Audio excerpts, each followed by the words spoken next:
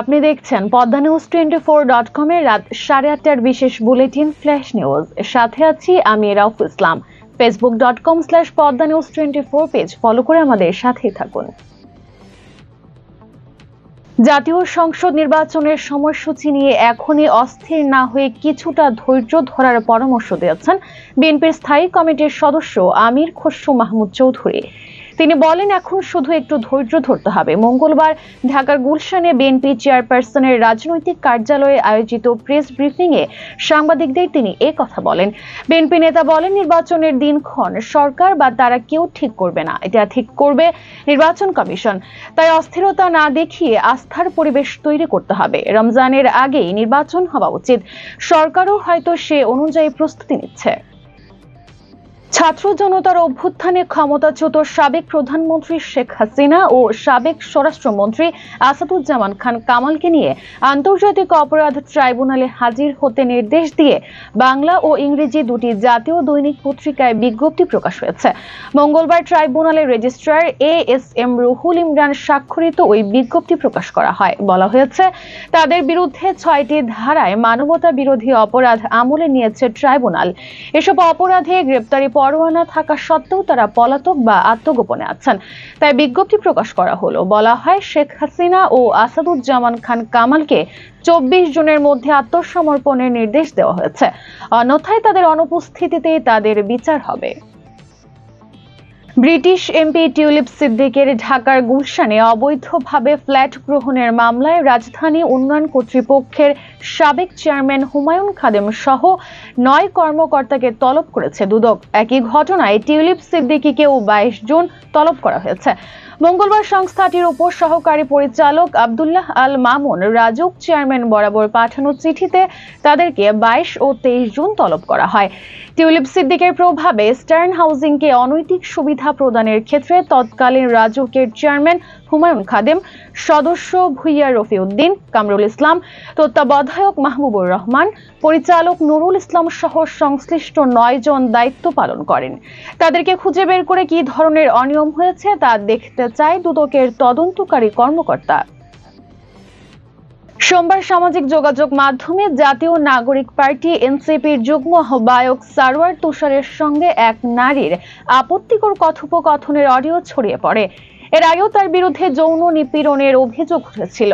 তাই অভিযোগটি নিষ্পত্তি হওয়ার আগ পর্যন্ত দলের সকল সাংগঠনিক কার্যক্রম থেকে বিরত থাকতে নির্দেশ দিয়েছে তার দল।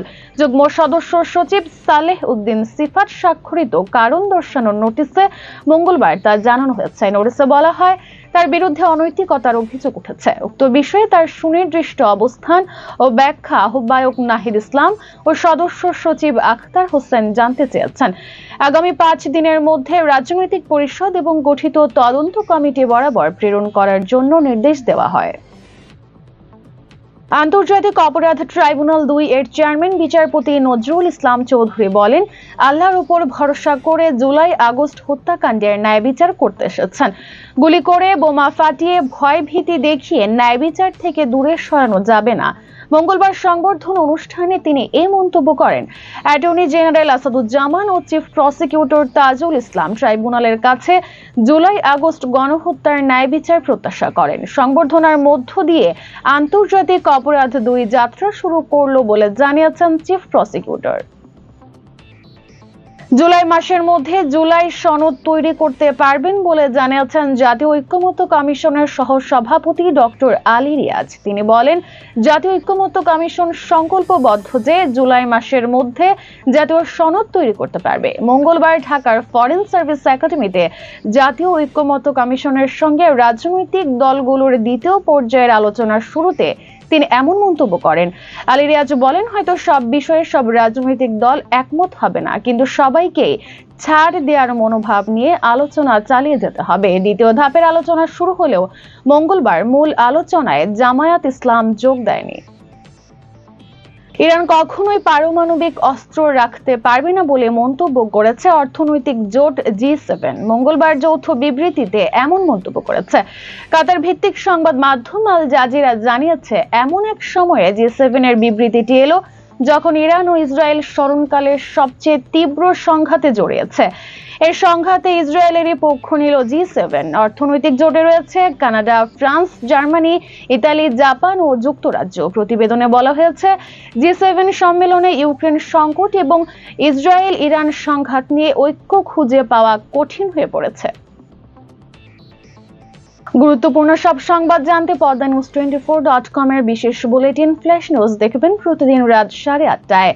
ফ্ল্যাশ নিউজ দেখতে ফেসবুকে আমাদের ফলো করুন facebook.com/পদ্মানিউজ24 আর ইউটিউবে সাবস্ক্রাইব করুন youtube.com/@পদ্মানিউজ24 চ্যানেলটি। নিয়মিত দেশ বিদেশের আপডেট সব সংবাদ জানতে ভিজিট করুন মাল্টিমিডিয়া নিউজ পোর্টাল পদ্মানিউজ24.com। পরবর্তী ফ্ল্যাশ নিউজ দেখার আমন্ত্রণ জানিয়ে বিদায় নিচ্ছি আমি রাউফ ইসলাম। ভালো থাকুন, সুস্থ থাকুন।